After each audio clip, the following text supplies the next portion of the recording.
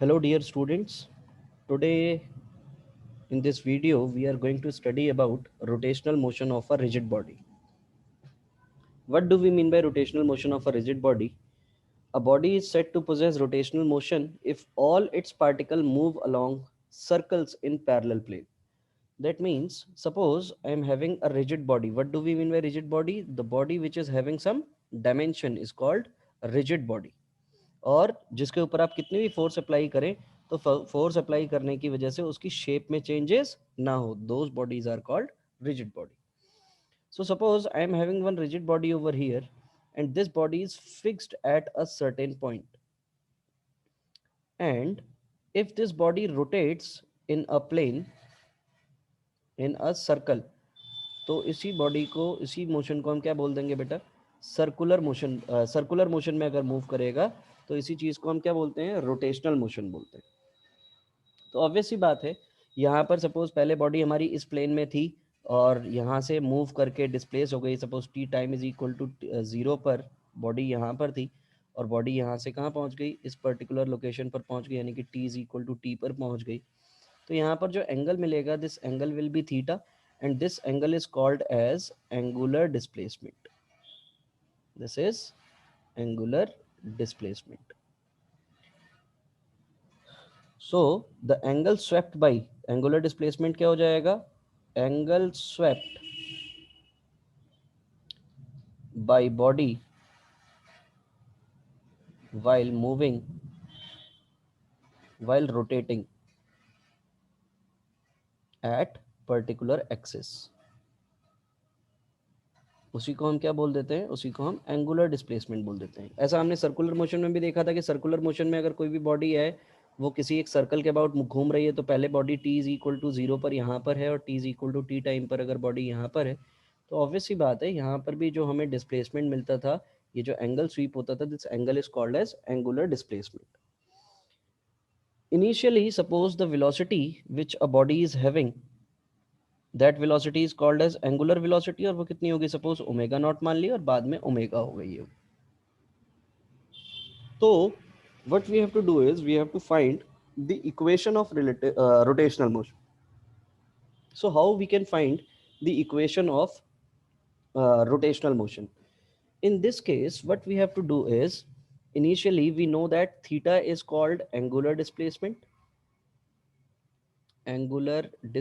which we had already studied in a circular motion. Omega is called as angular velocity.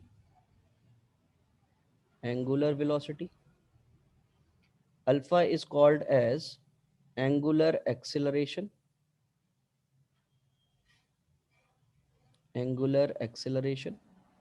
Right? So suppose if any body is rotating about its axis, किसी भी एक axis के about अगर ये body हमारी rotate कर रही है तो रोटेशन करने का मतलब कुछ ऐसा ही होगा, यानी कि ये बॉडी यहाँ से किसी एक पर्टिकुलर एंगल पर जा कर के रोटेट कर रही है तो ये एंगल हमने कितना मान लिया? This angle is suppose theta. तो यहाँ पर इनिशियल वेलोसिटी हमने मान ली ओमेगा नॉट है, एंगुलर वेलोसिटी, और ये वेलोसिटी हमारी ओमेगा है जब time t is equal to T है. यहाँ पर टाइम हमारा t इज इक्वल टू 0 है. तो यहाँ पर हमारे पास कुछ रिलेशंस हुआ करते थे बेटा, जैसे अल्फा का जो फॉर्मूला था, that formula was D omega by D T, और ओमेगा का जो फॉर्मूला था that was D theta by D T, है क्या नहीं? The rate of change in angular displacement, omega को हम लोग कैसे डिफाइन करते थे? Rate of change of angular displacement.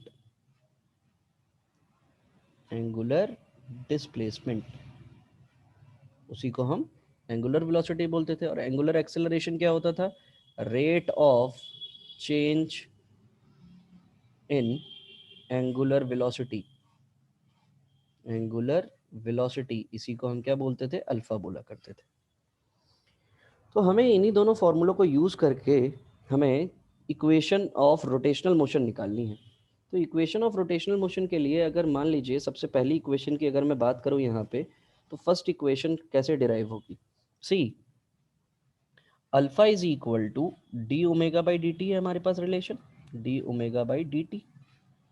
तो मैं इसको क्या लिख सकता हूँ बेटा, D omega is equal to alpha D T लिख सकता हूँ। अगर मैं इसको इंटीग्रेट करूँगा तो टाइम 0 से टी, तो वेलोसिटी कहाँ से कहाँ चेंज हुई, एंगुलर वेलोसिटी ओमेगा से ओमेगा नॉट चेंज हुई। डी ओमेगा का इंटीग्रेशन ओमेगा हो जाएगा और इसकी upper lower limit omega naught and upper limit is omega. Alpha will be a constant and time is t from 0 to t. So this will be omega minus omega naught and this will be equal to alpha t. So omega will be equal to omega naught plus alpha t. So this is our first equation of rotational motion.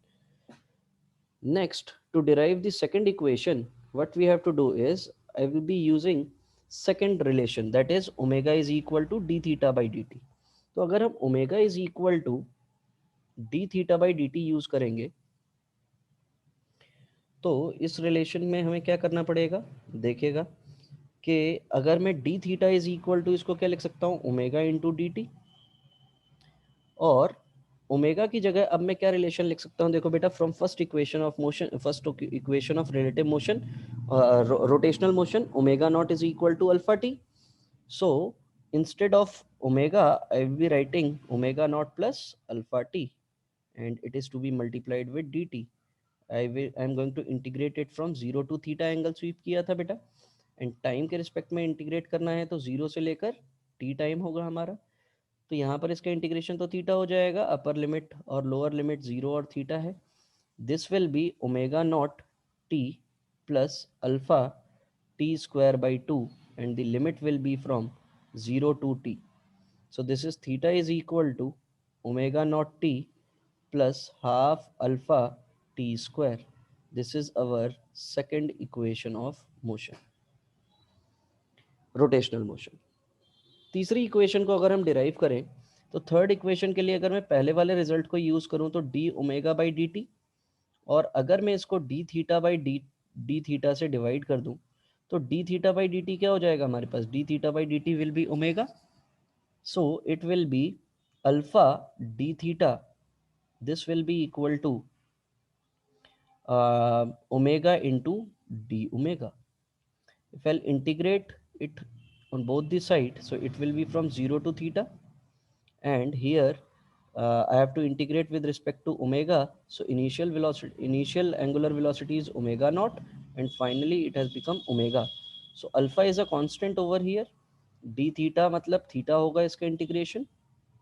This will be omega square by 2, and the limits will be from omega naught to omega. So this is alpha theta minus 0 is equal to omega square by 2 minus omega naught square by 2. So it will be omega square minus omega naught square is equal to 2 alpha theta, right? So there is a analogy between linear motion and rotational motion. What is that analogy? Like if I'll write here the equation, equation of linear motion, this says v is equal to u plus at, s is equal to ut plus half at square, and V square is equal to U square plus 2as. इसी तरीके की equation पढ़ी थी बेटा हम लोगों ने. यहाँ पर जो हमारे पास इक्वेशन निकल कर आई है वो omega omega naught plus alpha T, second is theta is equal to omega naught T plus half alpha T square, and third equation is omega square is equal to omega naught square plus 2 alpha theta. इसी तरीके की equations मिल रही हैं. तो इन दोनों में देखो analogous क्या है, वहां पर हमारी linear velocity, final linear velocity v होती थी, यहाँ पर वो ओमेगा है. वहां पर इनिशियल वेलोसिटी u होती थी, यहाँ पर angular initial angular velocity is omega naught. वहां पर हमारा डिस्टेंस s हुआ करता था, यहाँ पर हमारा डिस्टेंस है थीटा. वहां पर एंगल a हुआ, एक्सेलरेशन a हुआ करते था, यहाँ पर एंगुलर एक्सेलरेशन क्या होगा अपना, अल्फा होगा. तो बिल्कुल एनालॉगस हैं अगर हम अपने इन रिजल्ट्स को देखें बेटा, और डेरिवेशन भी बिल्कुल सेम है. बस वहाँ पर हम लोग जो फॉर्मूले यूज़ किया करते थे for deriving this equation, it was a is equal to D V by D T, ये वाला रिलेशन यूज़ करते थे. And the second relation was v is equal to D theta by D S by D T, है क्या नहीं. यहाँ पर हम क्या यूज़ करते हैं बेटा, alpha is equal to D omega by D T, and the second relation is omega is equal to D theta by D T. तो जहाँ कहीं पर भी लीनियर डिस्प्लेसमेंट, लीनियर वेलोसिटी हुआ करती थी, लीनियर एक्सेलरेशन हुआ करता था, उसी जगह पर अब हमें एंगुलर वेलोसिटी, एंगुलर एक्सेलरेशन और एंगुलर डिस्प्लेसमेंट की बातों को समझना पड़ेगा। सो आई होप ये इक्वेशंस आपको बहुत अच्छे से समझ में आ गई होंगी। इसी के बाद हमारा जो नेक्स्ट कंसेप्ट है दैट इज, अब यहाँ पर जो भी फोर्स लगेगी, किसी भी बॉडी के ऊपर जो फोर्स लगेगी, उस फोर्स का एक मूवमेंट होगा, राइट। लाइक फॉर एग्जांपल, अगर मान लीजिए कोई भी एक रिजिड बॉडी है, इस रिजिड बॉडी के ऊपर ये एक फिक्स्ड है, यहाँ पर दिस इज फिक्स्ड। अगर मैं इसके ऊपर फोर्स लगाऊंगा तो देखो जैसे जैसे ये बॉडी मूव करते जाएगी, फोर्स की डायरेक्शन भी आपकी क्या होती चली जाएगी, चेंज होती चली जाएगी। इसका मतलब ये है कि जो भी आपकी फोर्स है वो फोर्स भी मूव कर रही है। ये चीज़ आपने कहाँ पर देखी है, इस तरीके का रोटेशन आपने कहाँ पर देखा है, when we open a door from holding its handle, तो हम क्या कर रहे होते हैं, it is basically hinged at a particular location. Like ये अगर डोर है, इस डोर को अगर मुझे ओपन करना है तो ऑब्वियस सी बात है ये यहाँ पर तो ये हिंज्ड होती है, और जब ये डोर यहाँ पर हिंज्ड होती है तो हम क्या करते हैं, इसके ऊपर फोर्स लगाते हैं, यहाँ पर इस पर्टिकुलर लोकेशन पर हम फोर्स अप्लाई कर रहे होते हैं। जब फोर्स अप्लाई करते हैं तो हमें यहाँ पर क्या दिखाई देता है, इस डोर का रोटेशनल मोशन दिखाई देता है। और जैसे जैसे हमारी डोर मूव करते जाती है वैसे वैसे फोर्स भी उसके साथ साथ मूव करते जाती है। मतलब वहाँ पर हमें क्या दिखाई देता है, हमें वहाँ पर टर्निंग इफेक्ट दिखाई देता है। क्या दिखाई देता है, टर्निंग इफेक्ट। और इसी टर्निंग इफेक्ट को हम क्या बोलते हैं, टॉर्क बोलते हैं बेटा। क्या बोलते हैं, torque. So what is torque? Torque is defined as the turning effect of force. Turning effect of force about the axis of rotation. तो इस चीज़ को हम आइडेंटिफाई कैसे करेंगे, इसका फॉर्मूला कैसे डिराइव करेंगे। तो मान लीजिए सपोज कोई भी ये रिजिड बॉडी थी, इस रिजिड बॉडी के ऊपर ये एक फोर्स लग रही है यहाँ पे, तो इस फोर्स के साथ जो भी इस एक्सिस का, जिस भी एक्सिस के अबाउट ये बॉडी आपकी फिक्स्ड है, उस एक्सिस से इस फोर्स की हम लोग क्या आइडेंटिफाई करने की कोशिश करते हैं बेटा, perpendicular distance, and that perpendicular distance is for example R, and the force which is acting is F. So the formula for torque is tau is equal to, we can write it as force into perpendicular distance, into perpendicular distance from the axis of rotation, axis of rotation. There is one more example. अगर हम लोग hammer चलाते हैं किसी भी चीज़ के ऊपर, अगर मेरे पास कोई हैमर है और इस हैमर को अगर मैं मूव कराता हूँ, तो ऑब्वियसली अगर मैं इस हैमर को बिल्कुल एंड से पकड़ता हूँ तो जो भी टॉर्क है वो टॉर्क क्या लग रही होती है, ज़्यादा लग रही होती है। अगर इस हैमर को मैं यहाँ से पकड़ करके इसको चलाने की कोशिश करूँगा तो ऑब्वियस सी बात है वहाँ पर जो इफेक्ट है फोर्स का, वो फोर्स का इफेक्ट मुझे कम दिखाई देगा। तो ऑब्वियस सी बात है जब हम हैमर चलाते हैं तो in that case also we are fixing the hammer at a particular end, जहां से हम लोग पकड़ रहे होते हैं और उसको हम क्या कर रहे होते हैं, रोटेशनल मोशन में मूव करा रहे होते हैं। तो वो जो मोशन है वो मोशन किसकी वजह से है, टॉर्क की वजह से। फैन जो है, फैन आपका मूव कर रहा है बेटा, that is also because of torque. क्या आपने एक टॉर्क अप्लाई की और वो चीज़ क्या कर रही है, आपकी मूव कर रही है। कई जगहों पर आपने जितनी भी डोर्स वगैरह देखी हैं, वो सारी की सारी डोर्स के ऊपर जब आप फोर्स अप्लाई करते हैं तो बेसिकली आप फोर्स नहीं, वहाँ पर टॉर्क अप्लाई करते हैं। आपकी फोर्स तो उसके साथ साथ क्या करती चली जाती है, मूव करते चली जाती है। तो हमारे पास एक नई फिजिकल क्वांटिटी आई कि रोटेशनल मोशन के लिए हमें फोर्स की रिक्वायरमेंट नहीं होती है, रोटेशनल मोशन के लिए हमें टॉर्क की रिक्वायरमेंट होती है।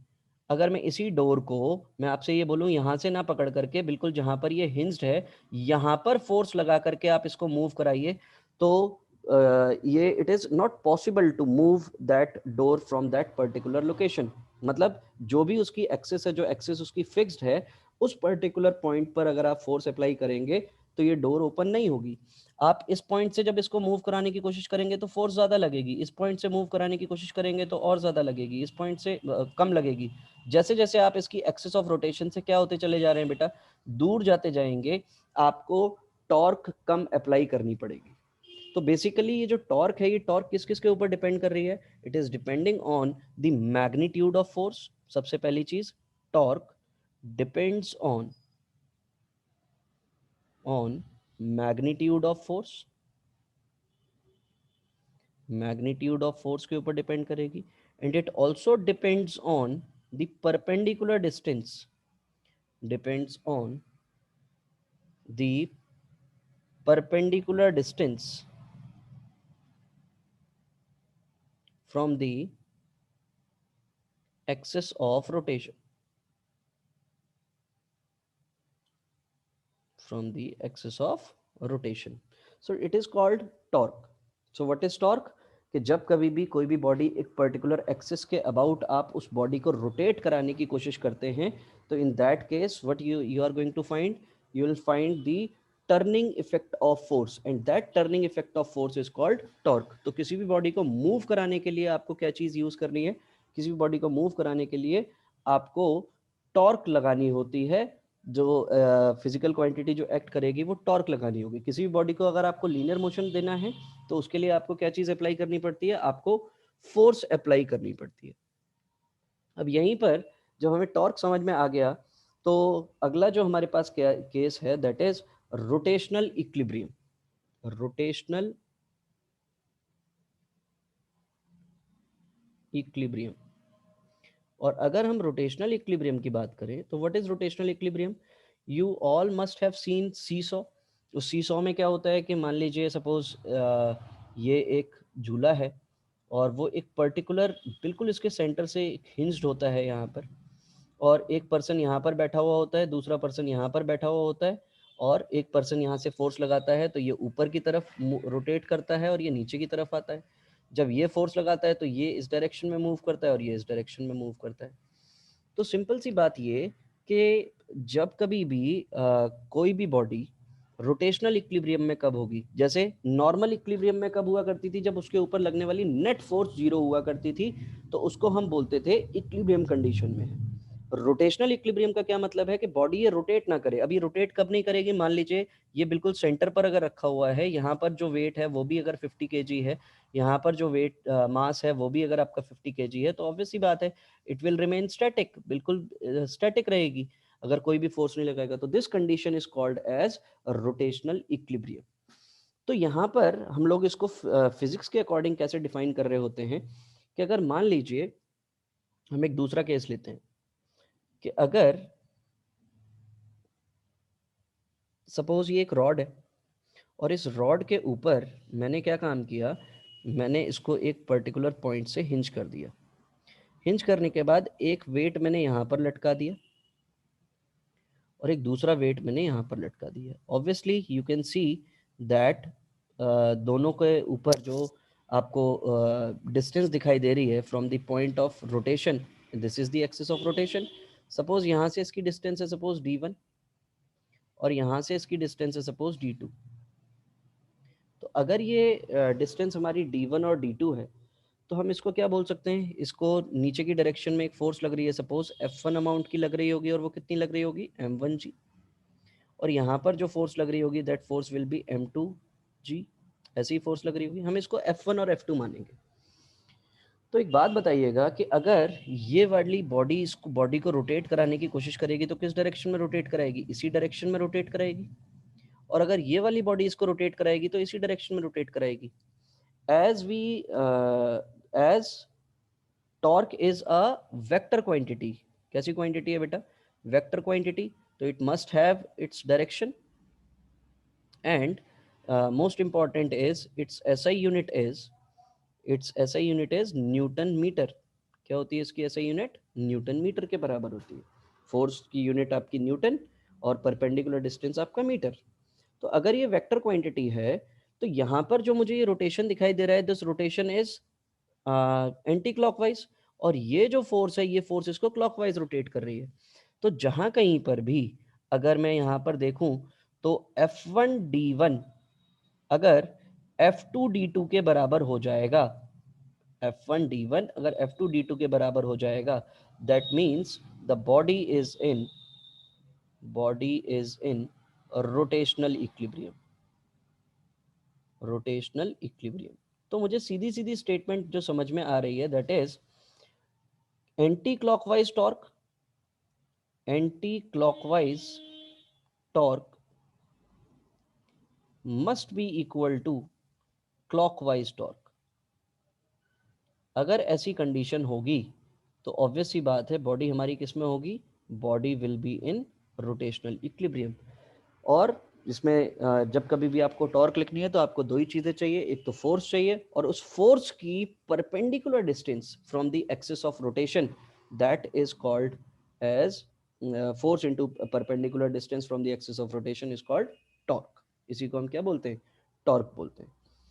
इसी को हम प्रिंसिपल रोटेशनल इक्विलिब्रियम को हम प्रिंसिपल ऑफ मूवमेंट भी बोलते हैं, प्रिंसिपल ऑफ मूवमेंट्स। ठीक, नेक्स्ट अगर हम यहीं पर बात करें बेटा, तो अगली चीज है कि अगर मान लीजिए if next term is couple, what do we mean by couple? If a pair of equal and opposite forces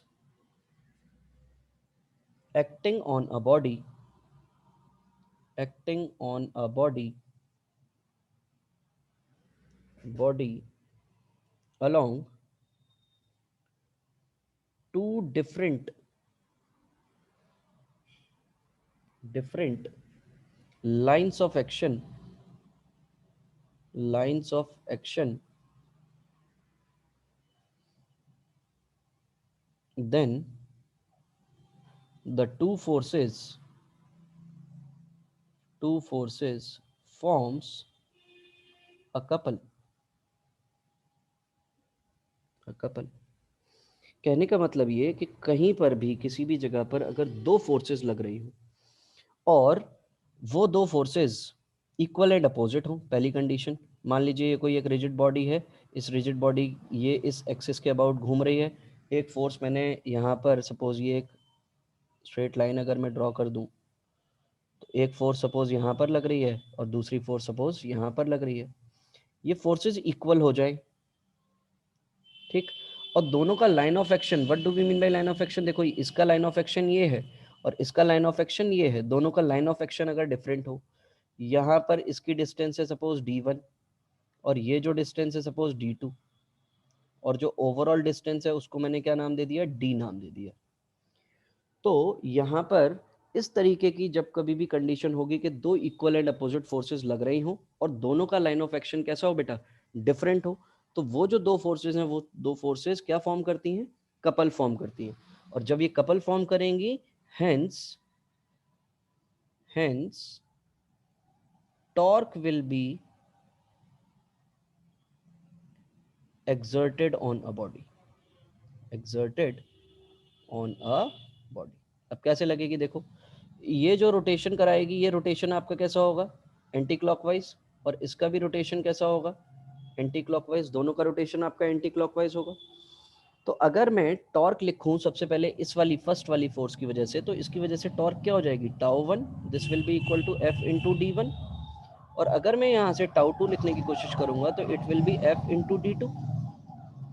ठीक, तो दोनों का ही अगर रोटेशन सेम है, दोनों सेम डायरेक्शन में बॉडी को रोटेट कराने की कोशिश कर रही है, तो torque will be tau one plus tau two हो जाएगा। अगर अपोजिट डायरेक्शन में कराती तो tau one minus tau two होता। So tau will be equal to F D one plus F D two, यानी कि this will be F D one plus D two. आपको एक ऐसा रिजल्ट देखने को मिलता। तो D one plus D two किसके बराबर है, डी के बराबर, यानी कि F into D two D. तो सिंपल सी बात, जहां कहीं पर भी इक्वल एंड अपोजिट फोर्सेस लग रही होंगी उस केस में हमें जो भी मूवमेंट ऑफ कपल मिलेगा वो क्या हो जाएगा, मतलब टॉर्क की एक और डेफिनेशन आ गई हमारे पास कि torque is equal to either force, इस केस में क्या हो जाएगा, कोई भी एक फोर्स हो, into perpendicular distance between the two forces, between the two forces. Most important चीज जो आपको ध्यान रखनी है कि दोनों ही फोर्सेस का लाइन ऑफ एक्शन क्या होना चाहिए, डिफरेंट होना चाहिए, पहली चीज। और दूसरी चीज, दोनों फोर्सेस आपकी इक्वल होंगी, तभी वो कपल फॉर्म करती हैं, और उसी कपल की वजह से आपको क्या एक्सर्ट हो रही होती है बेटा, टॉर्क एक्सर्ट हो रही होती है। जैसे सपोज एक कोल्ड ड्रिंक खरीदते हैं हम लोग, या कोई भी चीज है जिसके ऊपर कैप लगी हुई होती है, उस कैप को हम, पेन है हमारे हाथ में, तो इस पेन को जो अगर हम ओपन करते हैं, तो हम थंब और इंडेक्स फिंगर का यूज करके उसको ओपन करने की कोशिश करते हैं। तो ऑब्वियस सी बात है, आप अगर ध्यान से देखेंगे बेटा, तो थंब भी आपकी बॉडी को उसी डायरेक्शन में रोटेट कराने की कोशिश करता है जिस डायरेक्शन में इंडेक्स फिंगर कराने की कोशिश करती है। अगर इन दोनों की डायरेक्शन सेम अपोजिट हो जाती, तो ये बॉडी आपकी रोटेट नहीं होती। तो सिंपल सी बात, वो दोनों फोर्सेस सेम लगा रहे होते हैं, थंब भी आपकी उतनी ही फोर्स लगा रहा होता है जितनी इंडेक्स फिंगर फोर्स लगा रही होते हैं, तभी आप क्या कर पाते हैं, तभी आप उस कैप को ओपन कर पाते हैं। तो वहां पर भी, जब आप उस कैप को ओपन करते हैं, तो वहां पर भी क्या एक्सर्ट होता है बेटा, वहां पर भी टॉर्क एक्सर्ट होता है। तो ये चीज आपको ध्यान रखनी है। तो कहने का मतलब ये कि रोटेशनल मोशन का मोस्ट इंपॉर्टेंट बात जो है कि अगर किसी भी बॉडी का रोटेशनल मोशन कराना है, तो उसके ऊपर फोर्स तो लगती है, लेकिन उस फोर्स का जो इफेक्ट है, what is that effect, that is called turning effect. उसकी वजह से बॉडी आपकी रोटेट करती है, मतलब टॉर्क की वजह से बॉडी रोटेट करती है। बात है समझ में। फोर्स तो आप कहीं पर भी अप्लाई कर सकते हैं, मैंने आपको पहले भी एग्जांपल दिया कि मान लीजिए ये डोर है, इस डोर के 3 पिन यहाँ पर हिंज्ड होते हैं, जहां पर ये हिंज्ड है वहीं पर आप पूरी ताकत लगा दीजिए, 100 लोगों की ताकत लगा दीजिए, तब भी आप इस डोर को क्या नहीं करा पाएंगे, रोटेट नहीं करा पाएंगे। रोटेट कराने के लिए you must require a perpendicular distance, right. तो ये चीज हमें समझ में आई। तो हमें ये समझ में आ गया कि बॉडी को रोटेट कराने के लिए टॉर्क चाहिए। अब ऑब्वियस सी बात है, इस टॉर्क की वजह से कुछ ना कुछ वर्क डन होता होगा। तो next is work done by a torque. Work done by a torque. अगर मुझे टॉर्क की वजह से वर्क डन निकालना है, तो कैसे निकालेंगे? तो फिर से हमारा वही केस, एक रिजिड बॉडी लेनी होगी। रिजिड बॉडी वो बॉडी होती है जिसकी शेप और साइज, कितनी भी फोर्स लगा दीजिए, उसकी शेप और साइज में आपको किसी भी तरीके का कोई चेंज नहीं मिलता है। इस एक्सिस के अबाउट इसको रोटेट कराना है। सपोज ये एक पर्टिकुलर पॉइंट P है, इस पर्टिकुलर पॉइंट P पर आपने क्या काम किया, आपने एक फोर्स अप्लाई की इस डायरेक्शन में। जब ये बॉडी रोटेट करेगी, तो ऑब्वियस सी बात है, जो भी आपको रोटेशन मिलेगा वो इसी डायरेक्शन में रोटेशन मिलेगा। मतलब ये वाला जो पॉइंट है, ये पॉइंट यहाँ पर मूव होकर आ जाएगा। जब ये यहाँ पर मूव होकर आएगा, तो फोर्स किस डायरेक्शन में लगा रहे होंगे आप, इसी डायरेक्शन में लगा रहे होंगे। तो जब ये रोटेशन हुआ, तो रोटेशन कितने एंगल पर हुआ, सपोज ये थीटा एंगल पर रोटेशन हुआ, या डेल्टा थीटा एंगल पर रोटेशन हुआ, स्मॉल एंगल की अगर हम बात करें। तो डेल्टा डब्ल्यू का जो फॉर्मूला होता है हमारे पास, स्मॉल वर्क डन, वो हमारे पास फॉर्मूला क्या होता है, फोर्स इंटू डिस्टेंस, है कि नहीं, फोर्स इंटू डिस्टेंस, क्योंकि इन दोनों के बीच में जो एंगल है वो 0 डिग्री मिलेगा आपको। तो आपका डेल्टा थीटा की वैल्यू, अगर मान लीजिए ये जो आपका डिस्प्लेसमेंट हुआ है, ये डिस्प्लेसमेंट आपका पी क्यू का हुआ है कि नहीं। स्मॉल डिस्प्लेसमेंट है, तो इसको हम बिल्कुल एक स्ट्रेट लाइन मान सकते हैं। हमने सिर्फ ये पढ़ने के लिए हमने इसको इतना बड़ा बनाया है, हालांकि ये होगा किसके बराबर, ये पी क्यू के बराबर डिस्प्लेसमेंट होगा। तो एंगल, आर्क और रेडियस, मतलब this is your perpendicular distance, और ये जो अगर परपेंडिकुलर डिस्टेंस आपने आर मानी है, तो आपको एंगल इज इक्वल टू क्या होता है, angle is equal to arc upon radius. तो एंगल की जगह पर हम लोग क्या लिख सकते हैं, डेल्टा थीटा। आर्क की जगह पर क्या लिख देंगे हम लोग, पी क्यू, और रेडियस की जगह क्या लिख देंगे, आर। तो पी क्यू की वैल्यू कितनी आ जाएगी, आर डेल्टा थीटा, राइट। तो ये हमारा क्या हो गया, ये हमारा डिस्प्लेसमेंट हो गया। क्या हो गया, ये डिस्प्लेसमेंट बोल सकते हैं। तो दिस इज डिस्टेंस नहीं, यहाँ पर हम क्या लिख रहे होंगे, इसको डिस्प्लेसमेंट लिख रहे होंगे, ठीक। तो अगर मैं यहाँ पर इसको डिस्प्लेसमेंट लिख दूं, डिस्प्लेसमेंट, तो फोर्स तो F है, डिस्प्लेसमेंट कितने का हुआ, आर डेल्टा थीटा का। तो F इंटू आर, ये तो अरे टॉर्क आ गई, तो torque is equal to torque into delta theta, और यही मेरा क्या आ गया, डी डब्ल्यू। तो टॉर्क का मुझे एक और फॉर्मूला मिल गया, that formula is D W upon D delta theta. अगर बहुत ही ज्यादा स्मॉल चेंज है, तो tau is equal to D W by D theta भी लिख सकते हैं हम लोग, ठीक। तो ये हमारे पास वर्क डन आ गया। टाउ को आप डेल्टा थीटा से मल्टीप्लाई कर दीजिए, तो ये आपका क्या आ जाएगा, वर्क डन आ जाएगा। अब जब वर्क डन मिल गया तो ऑब्वियस सी बात है हम लोग पावर भी निकाल सकते हैं। तो पावर के लिए हमें क्या करना पड़ेगा, पावर डिलीवर्ड बाय टॉर्क, वो भी बहुत ही छोटा सा एक्सप्रेशन आएगा, पावर डिलीवर्ड बाय टॉर्क। तो पावर के लिए अगर मैं डेल्टा डब्लू जो मुझे मिला है, डेल्टा डब्लू का एक्सप्रेशन क्या मिला मुझे, टाउ डेल्टा थीटा, ऐसे ही एक्सप्रेशन मिला मुझे। ठीक, तो अगर मैं इसको डिवाइड कर दूं किससे, डेल्टा टी से, तो ये क्या हो जाएगा, tau delta theta by delta T, और D W by delta, delta W by delta T, यही हमारी क्या होती है, पावर। तो tau into angular displacement upon time, यानी कि टाउ इंटू ओमेगा, यानी कि मुझे पावर का एक्सप्रेशन क्या मिल गया, पावर का एक्सप्रेशन मिल गया टाउ इंटू ओमेगा। अब ये एक्सप्रेशन देख करके आपको लग रहा होगा कि ये इतने सारे एक्सप्रेशन हैं, इन्हें याद कैसे करना है। बेटा सिंपल सी बात, आपको जो एनालॉजी है उस एनालॉजी को ध्यान रखना है, वो मैं आपको समझाऊंगा। नेक्स्ट अगर हम बात करें यहाँ पर, तो बॉडी अगर रोटेट कर रही है तो रोटेट करने की वजह से आपको क्या देखने को मिलेगा, एंगुलर मोमेंटम भी देखने को मिलेगा। पावर भी आपकी कैसी क्वांटिटी है, स्केलर क्वांटिटी है, वर्क डन भी आपकी स्केलर क्वांटिटी है। Next is angular momentum, angular momentum. तो जैसे टॉर्क को हम लोग मूवमेंट ऑफ फोर्स बोलते थे, तो एंगुलर मोमेंटम को हम क्या बोल देंगे, movement of linear momentum, movement of linear momentum, उसी को हम क्या बोल देंगे, एंगुलर मोमेंटम बोल देंगे। About of a particle, of the particle about its axis. तो हमने टॉर्क क्या पढ़ा था, force into perpendicular distance from the axis of rotation, perpendicular distance from the axis of rotation. तो सिंपल सी बात, यहां पर एंगुलर मोमेंटम को हम लोग रिप्रेजेंट करते हैं बेटा एल से। So this L will be equal to क्या हो जाएगा, momentum into perpendicular distance from the axis of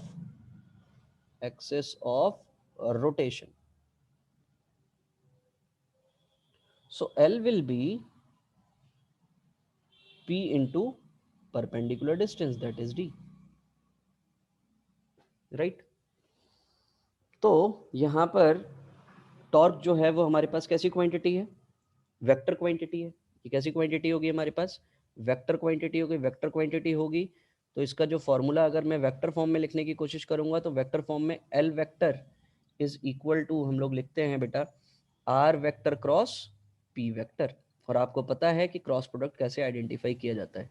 in the same वे अगर मुझे टॉर्क लिखना होगा तो R vector cross F vector, ये मेरा टॉर्क का फॉर्मूला होगा। और आपको पता है कि क्रॉस प्रोडक्ट हम लोग कैसे आइडेंटिफाई करते हैं, that we have seen already in the vectors, जब हमने वेक्टर्स पढ़ा था।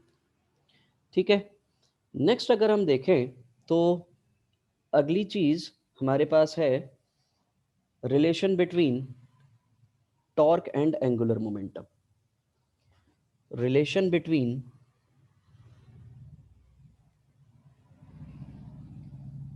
टॉर्क एंड एंगुलर मोमेंटम बहुत ही सिंपल है इसको डिराइव करना, ध्यान से देखिएगा। टाउ का रिलेशन अभी अभी हमने क्या पढ़ा, tau vector is equal to R vector cross F vector, ऐसा ही पढ़ा हम लोगों ने। और एल जो है, L is equal to R vector cross P vector, ऐसे ही पढ़ा हम लोगों ने। तो अगर मैं इस वाले रिलेशन को डिफरेंशिएट कर दूं, तो DL vector by D T, this will be equal to D by D T of R vector cross P vector, ऐसे ही लिख पाऊंगा मैं।